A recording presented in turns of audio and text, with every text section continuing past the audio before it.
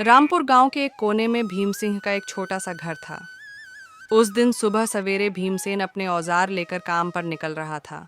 कब तक ऐसा चलेगा भीम? हर रोज सुबह कुछ आस लेकर जाते हो और शाम को निराश लौटते हो। क्या तुम्हें नहीं दिखता कि पूरे गांव में सबसे बुरी हालत हमारी है? क्या करूं गौरा, तू ही बता। मेरी किस्मत ही फूटी हुई है तो मैं क्या कर सकता हूं। जब भी हालात सुधरने लगते हैं कुछ ना कुछ ऐसा हो जाता है कि फिर से सब कुछ बिगड़ जाता है। अब देख, पहली बार जैसे तैसे कुछ जमा किया, तू बीमार पड़ गई, सब खर्च हो गया। फिर अर्जुन के पैर में वो गहरी चोट, पूरा इलाज करवाने में फिर से सब कुछ खत्म हो गया। तभी 10 साल का अर्जुन दौड़ता हुआ आया। उसकी मासूम आंखों में भूख थी, पर मन में कुछ कहने की हिम्मत भी। पिताजी, मेरे मन में कई दिनों से अच्छा खाना खाने की इच्छा हो रही है। हमारे घर में दूसरों की तरह पकवान क्यों नहीं बनते? लेकिन पिताजी, एक बात बोलूं, जब पड़ोस के घर से पकवानों की खुशबू आती है ना, तो मैं खींचा चला जाता हूँ। एक दिन तो चला ही गया था, लेकिन उन्होंने मुझे देखते ही खाना छुपा लिया और कहा, तू हमारे घर मत आया कर। तो मैं वापस आ गया। गौरा की आंखों से आंसू बह निकले। उसका दिल जैसे मसल कर रख दिया गया हो। भीमसिंह कुछ नहीं बोला, चुपचाप अपने औजार उठाए और लोहार की दुकान की ओर चल पड़ा। भीमसिंह की लोहार की दुकान गांव के चौक पर थी। उस दिन जैसे ही उसने भट्टी सुलगाई और हथौड़ा उठाया, उसे लगा कि उसके बाजुओं में अब पहले जैसी ताकत नहीं रही। हे भगवान, और कितनी परीक्षाएं लोगे। आज एक भी ग्राहक नहीं आया। ऊपर से घर की हालत, अर्जुन की मासूम बातें, सब कुछ तोड़ कर रख देती हैं। तभी गांव का मुखिया शिवलाल दुकान पर आ पहुंचा।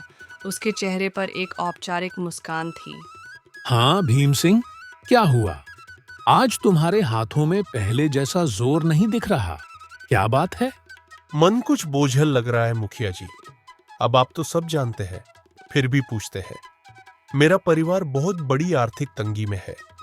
मेहनत तो बहुत करता हूं, लेकिन किस्मत साथ नहीं देती।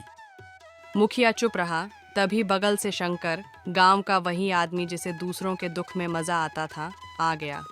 अरे मुखिया जी, मैं तो कहता हूं कि इस भीम सिंह को गांव से निकाल देना चाहिए। इसकी मनहूस छाया गांव पर भारी पड़ रही है। कहते हैं कुछ लोग ऐसे होते हैं जिन पर काल की छाया होती है और वो पूरे गांव को बर्बाद कर सकते हैं। मुखिया पहले चौंका, फिर हंसने लगा। शंकर भी हंसने लगा। अरे शंकर, तू भी ना, चल छोड़, चल यहाँ से।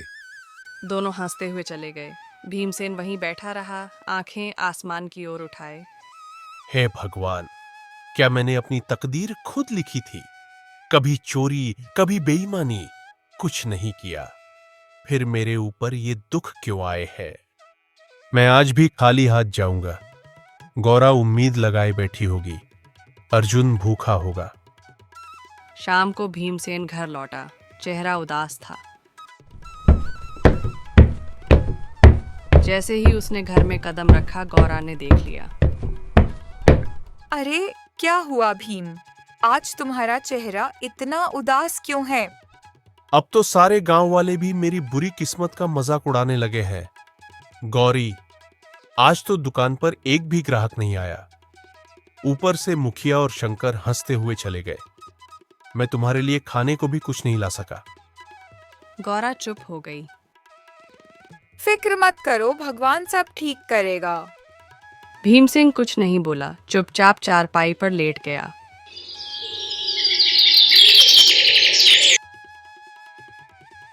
सुबह होते ही गौरा ने कहा, भीम, खाने के लिए कुछ उधार ही ले आओ। गांव की दुकान से शायद मिल जाए। नहीं गौरा, कल भी गया था। दुकानदार तो पिछला उधार मांग रहा था। अब मुझे उसकी दुकान पर जाने में शर्म आती है। ऐसा ही चलता रहा तो हमें गांव छोड़ना पड़ेगा। भीमसिंह चुपचाप जंगल की ओर निकल पड़ा। रास्ते भर वही विचार। गांव की सीमा पर मुखिया शिवलाल मिला। अरे भीमा, आज दुकान नहीं खोली क्या? सीधा जंगल की ओर जा रहे हो? अब लोहार से लकड़हारा बनने का इरादा है क्या? भीमसिंह चुप रहा। मुखिया हंसता रहा और चला गया। भीमसेन एक पेड़ के नीचे बैठ गया। मैं मर्द हूं ना, इसलिए किसी के सामने रो नहीं सकता, पर अब थक गया हूं भगवान। तभी उसे आवाज आई। कोई है तो मेरी मदद करो। वह उठा और इधर उधर देखने लगा तो अचानक उसकी नजर एक साधु पर पड़ी जो जमीन पर गिरे हुए थे। भीम सिंह तुरंत उनके पास गया। साधु महाराज, आपको क्या हुआ? आप ऐसे क्यों पड़े हैं?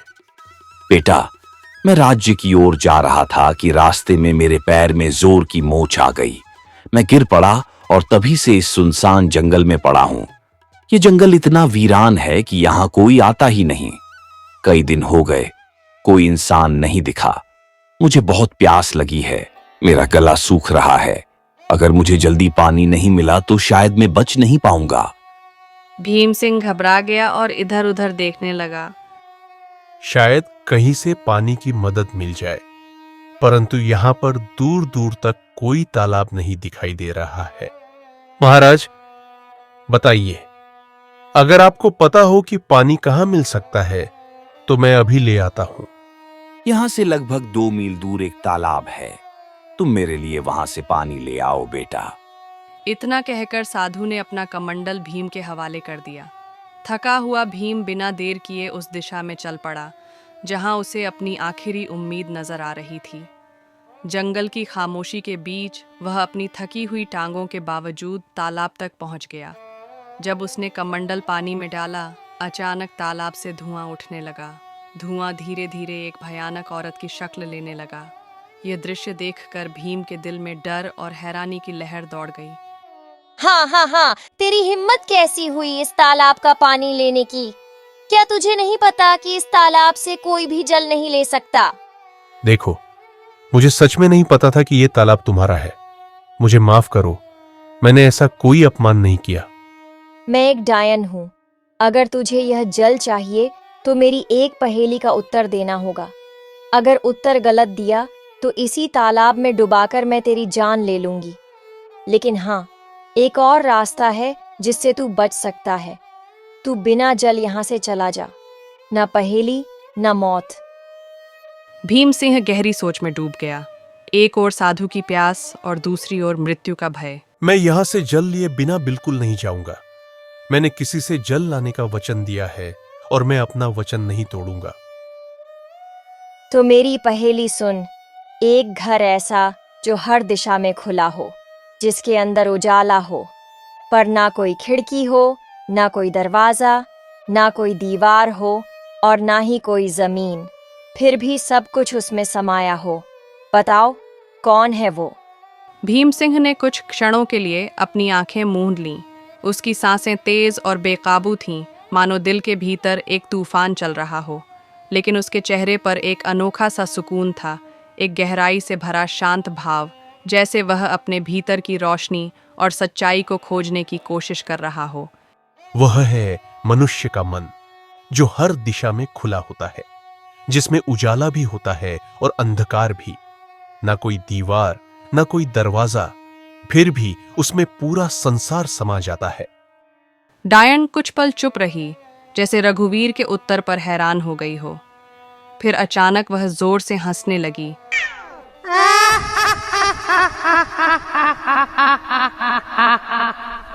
एक ऐसी हंसी जिसमें हैरानी, गुस्सा और शायद थोड़ी सी खुशी भी छुपी हुई थी।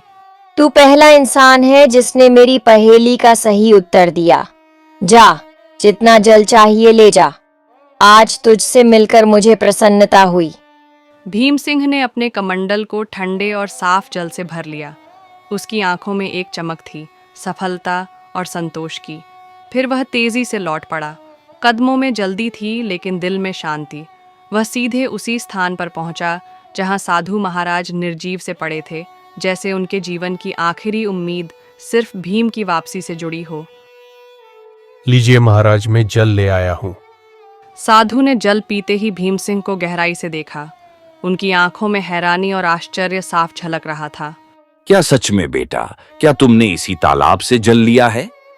हाँ महाराज, मैं इसी तालाब से जल लेकर आया हूं आपने बोला था तो मैं ले आया। मुझे लगा था कि तुम जल नहीं ला पाओगे, क्योंकि मैं जानता था उसे तालाब में एक डायन का वास है। जब भी कोई मनुष्य जंगल में आता है, मैं हमेशा उसकी ऐसे ही परीक्षा लेता हूं। अक्सर मैंने देखा है कि मनुष्य डायन के डर से भाग जाता है, लेकिन तुम पहले मनुष्य हो जिसने उस डायन की पहेली को हल किया और मेरे लिए जल लेकर आए। इतना कहकर साधु ने अपनी आंखें बंद की और कुछ मंत्र पढ़ने लगे। तभी वहां रंग बिरंगी किरणों के साथ एक सुंदर हिरण प्रकट हो गया। इसे अपने घर ले जा और अपनी बेटी की तरह पाल और याद रख, यह हिरन तेरी किस्मत बदल देगा। मैं जानता हूं कि तू सबसे ज्यादा अपनी किस्मत की वजह से परेशान है, वरना तेरे अंदर कोई बुराई नहीं है। तू मेहनती लोहार है, तेरे मन में कोई लालच नहीं है और तू दूसरों की मदद करने वाला भी है। इतना कहकर साधु वहां से चले गए। रघुवीर ने उस हिरण्य को सावधानी से उठाया और अपने घर ले आया। हिरण्य की सुंदरता और चमक देखकर भीम सिंह के दिल में नई उम्मीद जगी और उसने ठाना कि उसकी रक्षा करेगा और अपनी किस्मत बदलने की कोशिश करेगा। अरे, ये हिरण आपको कहाँ से मिला? भीम सिंह ने सारी कहानी गौरा को सुनाई। हमारे घर तो वैसे ही खाने के लाले पड़े हैं। साधु महाराज को अगर देना ही होता तो धन देते, इस हिरण को क्यों पकड़वाया? हाँ, अब साधु महाराज ने कुछ सोच समझ कर ही दिया होगा। उन्हें भी तो हमारी इस हालत के बारे में अच्छी तरह पता था। तभी वहां अर्जुन आ गया। पिताजी, यह हिरण वाकई बहुत अच्छा है। मेरे साथ तो अब गांव का कोई भी बच्चा नहीं खेलता क्योंकि हम गरीब हैं ना, लेकिन अब मैं इस हिरण के साथ खेलूंगा। इतना कहकर अर्जुन हिरण को लेकर घर से बाहर चला गया और खेलने लगा। हिरण इतना सुंदर था कि जिस किसी की भी नजर उस पर पड़ती उसका मन मोह जाता।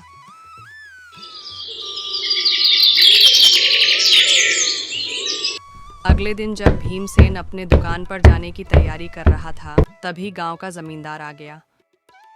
आप तो जमींदार हैं, मेरे घर पर क्या करने आए हैं? इससे पहले तो आप कभी भी मेरे घर नहीं आए।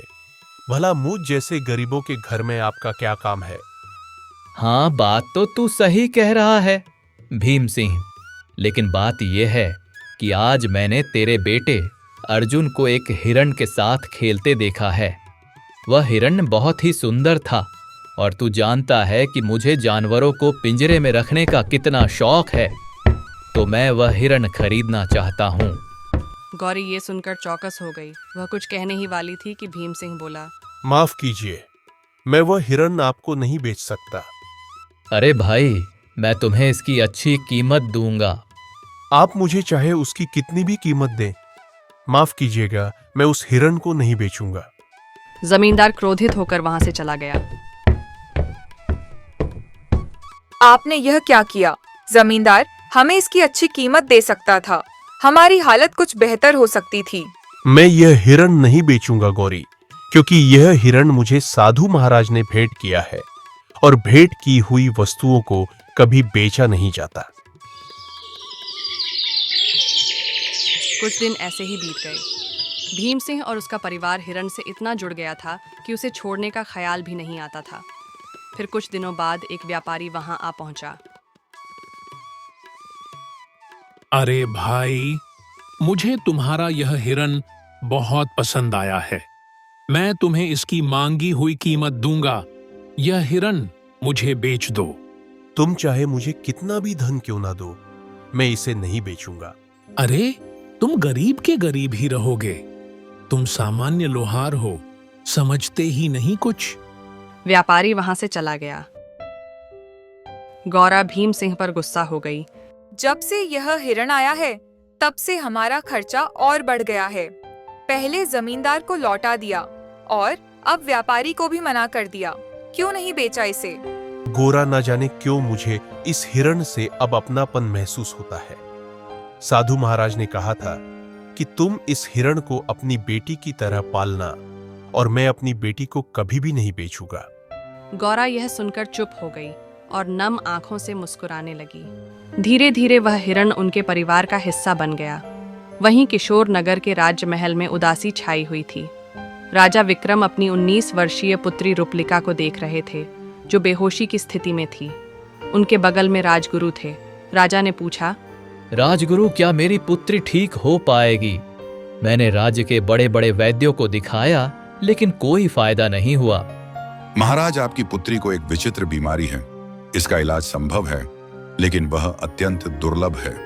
तो फिर जल्दी से बताइए ना गुरुजी, इलाज क्या है? ध्यान से सुनिए।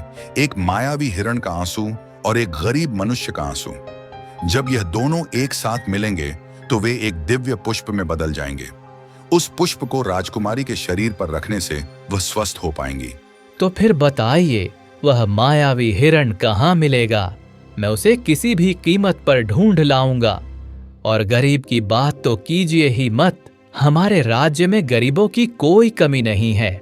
आपने पूरी बात सुनी नहीं महाराज। अगर किसी गरीब को जबरदस्ती रुलाया गया तो वह आंसू व्यर्थ होगा। दोनों को अपने आप दिल से रोना होगा, तभी वह पुष्प प्रकट होगा।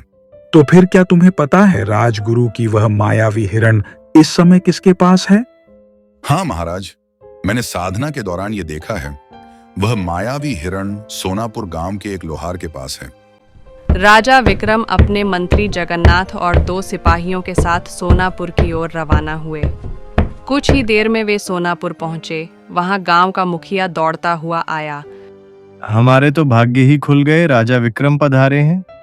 मुझे तुम्हारी बातें सुनने में कोई दिलचस्पी नहीं है। बस इतना बताओ, क्या इस गांव में कोई लोहार रहता है जिसके पास एक हिरण है? हाँ महाराज, भीम सिंह लोहार है। पूरे गांव को पता है कि उसके पास एक हिरण है, और वह हिरण किसी को देता भी नहीं है, क्योंकि वह अत्यंत सुंदर है। मुखिया राजा विक्रम को लेकर भीम सिंह के घर की ओर चल पड़ा। मंत्री, 2 सिपाही और स्वयं राजा को देखकर भीम चौंक गया। क्यों, क्या तुम्हारे पास कोई हिरण है और क्या वह मायावी भी है? प्रणाम महाराज। हाँ महाराज, मेरे पास एक हिरण है, लेकिन मुझे नहीं पता कि वह मायावी है या साधारण। मेरे लिए तो वह मेरे बेटे जैसा है। वह हिरण तुम्हें कहाँ से मिला? एक साधु महाराज ने मुझे यह हिरण भेंट किया था। उस साधु ने तुम्हें एक मायावी हिरण दिया है। चलो, मैं उसे खरीदना चाहता हूँ। क्षमा कीजिए महाराज, मैं इसे बेचना नहीं चाहता और बेच भी नहीं सकता। महाराज, यह इतना ही मूर्ख है कि जमींदार ने भी इसे खरीदने की कोशिश की, मगर इसने नहीं बेचा। हमारे गांव का सबसे बड़ा व्यापारी महंगी कीमत देने आया, लेकिन फिर भी यह नहीं बिका, और अब इसने आपको भी मना कर दिया है। इसकी हिम्मत तो देखिए। देखो लोहार, मुझे उस हिरण की बहुत जरूरत है। मैं तुम्हें उसकी महंगी कीमत दूंगा, समझ रहे हो ना? महाराज, मैं नहीं दूंगा, क्षमा कीजिए। मैं तुम्हें आधा राज्य सौंप दूंगा, बस मुझे वह हिरण दे दो। नहीं महाराज, अगर आप मुझे पूरा राज्य भी दे दें, तब भी मैं उसे आपको नहीं दूंगा। क्षमा करें। सिपाहियों, इस लोहार को बंदी बना दो और उस हिरण को पकड़कर महल में ले आओ। सिपाहियों ने भीम और हिरण दोनों को पकड़कर महाराज के सामने पेश किया। कैसा लग रहा है अब मूर्ख? मैं तुम्हें आधा राज्य देने को तैयार था और तुमने इनकार कर दिया। अब मैं तुम्हें उस हिरण को बिल्कुल नहीं दूंगा। आखिरी बार देख ले इसे, मूर्ख कहीं के। महाराज, मैं जानता हूं कि आप जो निर्णय लेते हैं उस पर अडिग रहते हैं। बस आपसे मेरी एक विनती है। मैं अपने इस हिरण को एक बार गले लगाना चाहता हूं। मैंने इसे अपने बेटे जैसा चाहा है। जा, तुम्हें इतनी मोहब्बत है तो जा गले लगा ले इसे। भीम ने दौड़कर उस हिरण को गले लगा लिया। दोनों की आंखों से आंसू बहने लगे, और जैसे ही वे आंसू धरती पर गिरे, वहां एक नीला फूल खिल गया।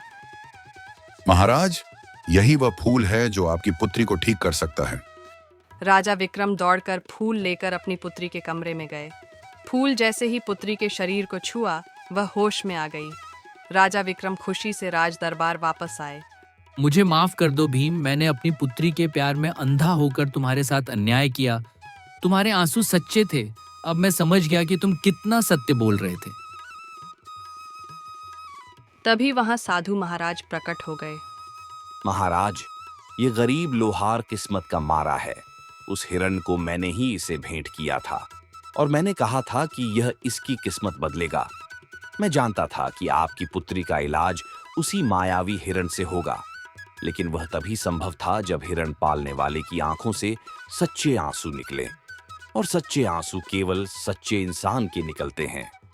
साधु ने भीम को देखकर कहा, भीम, तुम्हारा काम पूरा हुआ, और जैसा कि मैंने कहा था, यह हिरण तुम्हारी किस्मत बदलेगा।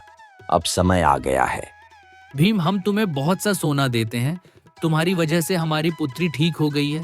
हम तुम्हारा यह एहसान कभी नहीं भूलेंगे। महाराज, आपकी मेहरबानी है, लेकिन कृपया करके मुझे यह न दें। नहीं नहीं भीम, ये भेंट है और भेंट को कभी ठुकराते नहीं। आज से तुम मेरे राजमहल में मेरे सलाहकार बनकर रहोगे और मेरे खजाने की रक्षा का काम तुम्हारे कंधों पर होगा। तुम सच्चे इंसान हो, और हाँ, जिस गांव में तुम रहते हो, आज से तुम उस गांव के जमींदार हो। वह पूरा गांव अब तुम्हारा होगा। भीम सिंह पूरी दौलत लेकर अपने घर वापसी की राह पर निकला। जो उसकी मेहनत, ईमानदारी और सच्चाई का अनमोल इनाम था, इस तरह एक सामान्य लोहार अपनी मेहनत और प्यार की वजह से अपनी किस्मत बदलने में कामयाब हो गया। उसका जीवन अब पहले से कहीं ज़्यादा खुशहाल और सफल था, और वह अपने गांव के लिए एक मिसाल बन गया।